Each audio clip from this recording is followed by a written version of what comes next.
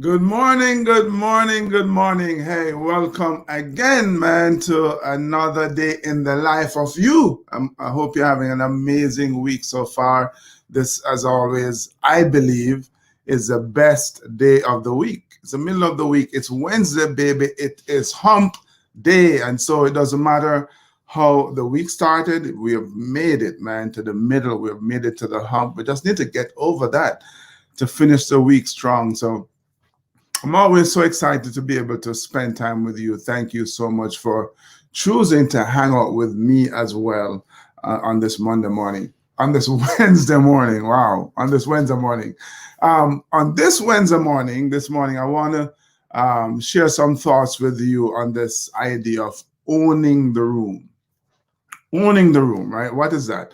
It's an expression that is generally used to um, describe one's ability to command the audience's attention when you're giving a presentation.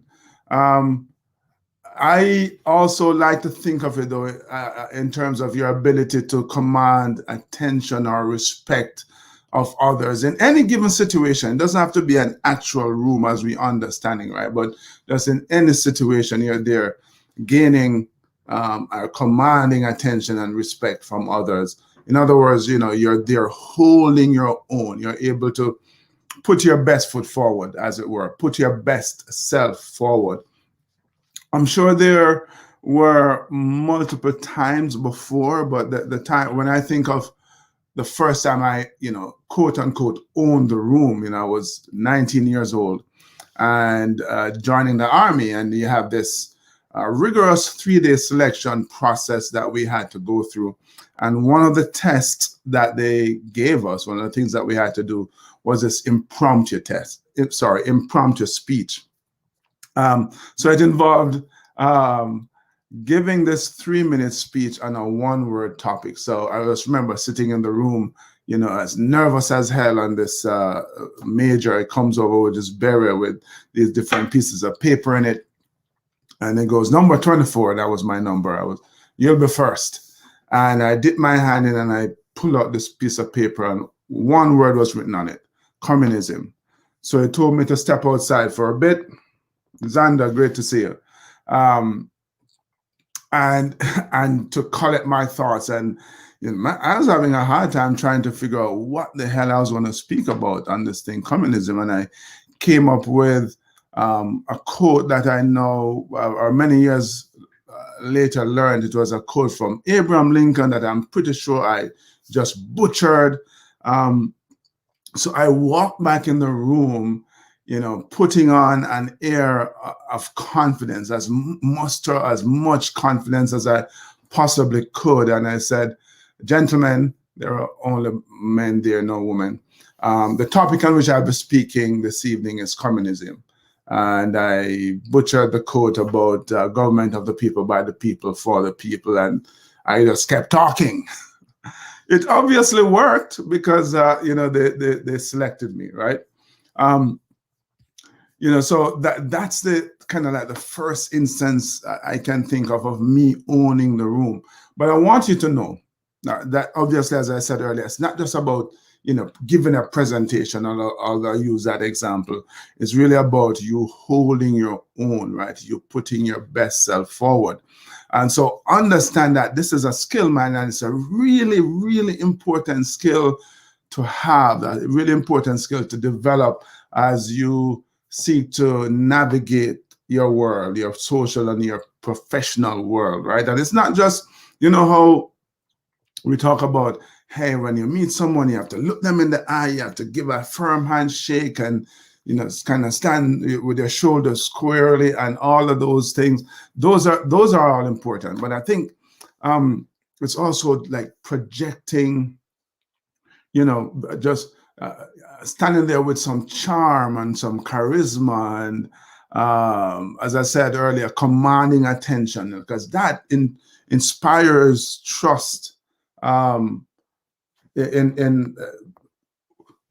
engenders trust, right? It causes other people to trust you. To you stand there just being, open and dare I say, vulnerable at times, but certainly adaptable, because we're all going to find ourselves in these ever-changing situations, and just a situation that you perhaps have never come across before, and people that you have never met before. And in order for you to hold your own, you're going to have to do some adapting, man. You're going to have to change up a little bit. I'm not talking about being inauthentic now, because I think it's really important, Gregory, thanks for joining, that you're authentic, that you are your true self, because I so believe that the most powerful way that any of us can present ourselves to the world is by being authentic, right? And when you're authentic, you are definitely putting yourself in place to own the room. Now, you might say, well, Devon, that all sounds well and good, and I'm not the kind of guy or girl who can command attention in a room, or gain the respect of people I don't know. I'm not charming or charismatic and none of that stuff. I can't speak to save my life, not even for a second. Remember what I said earlier, that this owning the room thing is a skill. It's a skill. What do we know about skills? What do we know about skills? There are things that you learn. You practice them, like the skill of, walking and writing and reading and driving and all of those things that when we started out initially, we were horrible at it. We're absolutely horrible at it. We couldn't do it. But then you practiced it. And after a while, you became, quite competent until it's kind of second nature. So I'm saying that this idea of owning the room is a skill that you can practice and develop, and it's going to help you really to navigate the world in such a completely different way, right? You won't be a wilting flower in the corner of the room. You won't go to an event and try to be invisible. You're not necessarily trying to be the loudest person there either. That's not the point. That's not owning the room. It's again just you being confident and being your best self. So let me share with you 4 quick ideas as to how you can own the rooms. Let me get to my banners here, because my friends over on IG, you won't be able to see the banners. But hey, the first thing I think is, pull it up, is that I think you should be prepared. You have to be prepared. There's a way to prepare for any eventuality, every situation that you may or may not find yourself in. Again, I say this all the time when I was at Sandhurst doing my training, and just one of those things that I've always remembered, man. They taught us the 7 P's. Prior preparation and planning prevents piss poor performance. And I've just one of those things that have stayed with me. And so, forgive me for going back to the speaking thing, but imagine that you went to an event, I don't know, a birthday party, and you're not really expected to get up and give a talk, but there is that slight possibility that you could, right? So the whole business of impromptu speeches, that you're giving a speech that you're not prepared for, or you haven't prepared. But here's the thing, you can prepare for an impromptu speech.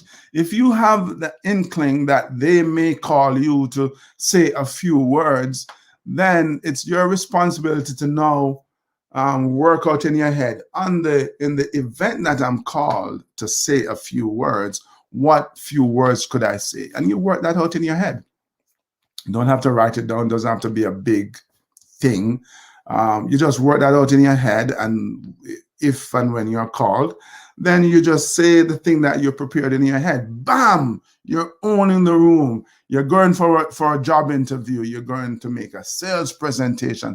It's the same thing, right? It's just so foolhardy to go walk into a job interview blindly, not being prepared, not understanding, obviously, the demands of the job, the requirements, understanding as best as you can a little bit about the culture of the company. I mean, that's why you have the internet, and that's why you have your phones and the technology at your fingertips. It's just so much easier these days to prepare than it was, back in the day. So absolutely, you have to, you need to prepare, right? Prior preparation and planning prevents piss poor performance. And then you have to act confidently. I know you may not necessarily feel confident. I just related that incident, that experience when I was 19, knowing nothing about nothing and just walk. They say you fake it till you make it. I guess that's an example of me faking it until I make it. I had no clue what I was going to say or how I was going to get through the next 3 minutes, but I walked in and I pretended that I was confident. I acted confidently, and it gave off that air, and it obviously changes the energy in the room. It changes your own thinking and your expectations. And so when you act confidently, this kind of builds on itself. It's kind of see confidence as a kind of a muscle. When you go to the gym, first day you can probably only do 2 push-ups, and then by day 3 or 4, you're doing 5, and you get stronger and stronger. Right? It's the same thing with your confidence. So learn to act confidently, and eventually you will become confident, right? So be prepared, act confidently. Number 3, it's really important, I think, to connect with your why. Why is it that this particular goal that you're seeking is important to you? Why are you in at this event? Is it a sales call? Is it a job interview? Are you pitching?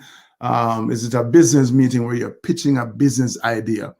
Why is it important that you get these people on your side? That when you connect with your why and you really intensify your connection with the reason why your goals are important, hey, you show up so much differently because you know why you're there, right? You have this one sole purpose, and when you are clear about what that why is, and when you connect with it intensely, yes, I promise you, you will own the room. And again, these are just things that you can work on. So connect with your why. And number 4, really important, to listen intently. Listen intently. I always talk about my early days bobsledding, and sitting at a table, whether we're in a restaurant or just wherever, just being in a I was about to say being part of a conversation, but being present when these conversations were happening, because I couldn't really contribute to them. And they're talking about sponsorship and corporate sponsorship and funding and marketing and using all these words, man. And honestly, I knew how to spell them, I guess. But these were just words and phrases and expressions that were not part of my vocabulary. And it just sounded like Russian or Chinese. I was totally out of my element. And I would just sit there with my ears wide open, just trying to understand how these words are used, what these thoughts are, and to grasp the concepts. And so that's my advice to you is to listen intently. And I'm going to tell you to listen actively, practice active listening. What do I mean by that? Hey, you can contribute to the conversation because you're out of your element. What is being discussed is not part of your vocabulary and the things that you normally talk about. But if you're listening, you can ask some questions. That's what I mean by listening actively. You can actually ask questions. One, because it makes it seem as if, hey, he knows what he's actually interested, or she's interested in what we're saying. And then you're gaining knowledge, you're gaining information. And in that way, you're holding your own, you're putting your best self forward. So talking about interested, it's really important that you don't seek to become the most interesting person in the room, right? They say, what's that? Dos Equis, right? That beer, Dos Equis. You don't want to be the most interesting man or woman. You want to come across as the most interested. There's a huge difference, right? Because owning the room is not about you being the loudest, center of attraction. Again, it's about you putting your best foot forward.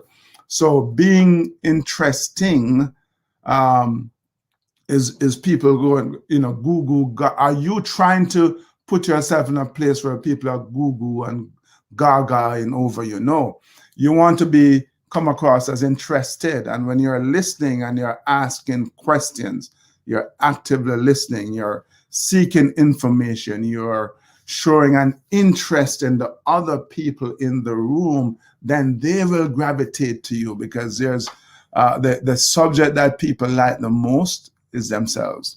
So people will be willing and just too happy to talk to you if you come across as interested in them. So those are the thoughts I wanted to share with you, man. I think all of us have the ability to own the room. In other words, to hold our own, to put our best self forward, and it requires some work, like everything else in life. But I think it's a really important skill to learn, to develop, to practice, because it really helps us to grow and to become our best selves. So those are the thoughts I wanted to share with you. Looking forward to hanging out with you next week. Don't forget to visit my podcast on YouTube. Keep on Pushing Always. Amazing interviews and insights from the experiences of some wonderful people.